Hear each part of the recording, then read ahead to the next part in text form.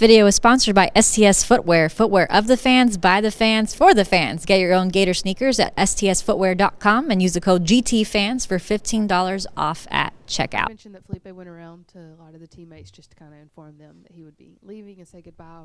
What was that conversation like between the two of you? With Grenard? With Felipe. Really, we didn't really talk about it a whole lot, but at the end of the day, he's going to do what's best for him and his family, and that's what he felt was to go several ways. He's always going to be a great friend of mine and everyone on the team. He's a great leader for us this season, and I wish him the best. Kyle, how different is bowl season compared to when you're in the regular season, kind of that flow of things, week to week? And what's the challenge maybe in staying focused and locking in when you guys are practicing? Right. Yeah, so definitely. Bowl season requires a lot of mental toughness because you have it's really a month off in between, the bowl game and your last game of the season. So, yeah, like I said, it's a lot of mental toughness because you have to be very disciplined and make sure you're not losing focus and making sure you're staying on top of your plays and your reads and things like that. I'll follow up on the Felipe one. What was just your reaction when you found out he was leaving?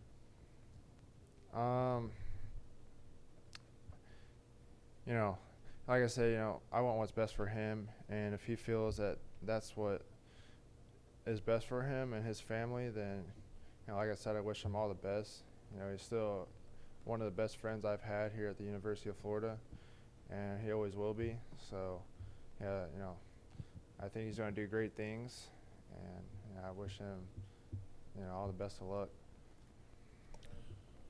Kyle, is it now that you did have some time off, obviously with the break, did you take any time to reflect on this crazy season for you? I'll say not too much, but I definitely got a more downtime where I could look back and kind of see how crazy this year's been, and for me, and the big steps that this team has taken, and I think it's a really awesome experience. But at the end of the day, we still got one more game to win, and that's our biggest goal right now. Back 2 years ago, obviously you weren't playing. You were still injured, right? When you guys didn't go to a bowl. But still, that had to be depressing to know everybody else was playing and you weren't getting any swag or anything like that. Right. And to now be in 2 New Year's bowls, New Year's Day, 6 bowls, what does that mean for you guys? I think it just says a lot about the guys that are in the building right now and the coaching staff that we have right now, and how we're restoring the Gator standard. That's what it should be. We should be doing this every single year at the very least.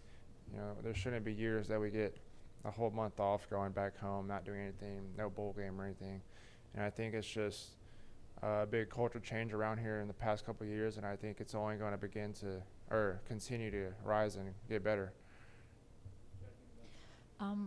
When you look at Virginia's film, what kind of stands out from their defense? I know they're getting number 4 back from injury, Jordan Mack, their linebacker, but they've had some injury in the secondary. So what's something that stands out when you watch them?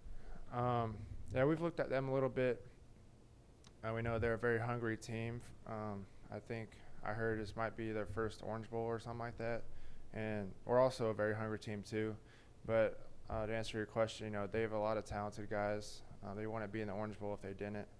And, we're going to have a great game plan, and we're going to be prepared to go come the 30th. Kyle, looking ahead a little bit, you're going to lose a lot of talent at wide receiver. Who are some of the young guys that you think are going to be ready to step up and fill that gap? Yeah, we have a lot of senior receivers that are great leaders for us that are leaving that have done a lot for this team. There's going to be a lot of big guys stepping up. Copeland made a lot of good plays this year, and I'm sure he's going to just keep getting better this offseason and make more plays next season. We got names like Pitts and Grimes, and I feel like our receiver group is always one of the most stacked groups on this team, and I think it's because they work really, really hard and they're very well coached. The 2 freshmen that redshirted, what are your thoughts on them from what you've seen in practice? Talking about Deontay and Demarcus, Yeah, they have a lot of potential. They have worked really, really hard, and everyone on the team is seeing great strides. And I think they're going to make a lot of big plays for this university. Early impressions of Anthony. Oh, he's a stud. Yeah, he's gonna be great for this university as well. He's only been here a couple of days, so I can't say too much. But my first impression, he's very athletic and he has a very strong arm, and he just is a very talented kid. When you have a big recruiting weekend like this past weekend, the coaches have talked about how crazy it is with bowl practice and recruiting and the early signing day. But how much of that onus falls on you student athletes as well, maybe hosting guys, and how do you balance that? Sorry, that was a really long-winded way to say what are your responsibilities between bowl practice and hosting on recruiting weekends? Right. Well, yeah, I think our coaches do a great job of it just comes back to, like, we have a long time. There's a month break really between our games, so there's a little bit more downtime. So I think it's nice when recruits come in this little dead period, because we have more time to show them around campus and kind of show them how life is around here. But to answer your question, I don't think it's too challenging, just because we have like a month off of a lot more downtime. Kyle, once you guys are done with practices and wrap up for, I guess, whatever the holiday, Christmas break, what are your plans? Do you get to go back home? Do you spend it with someone else? I really haven't decided yet. It would be a flight back to Texas, be there for 4 or 5 days. But, yeah, I haven't decided that one yet.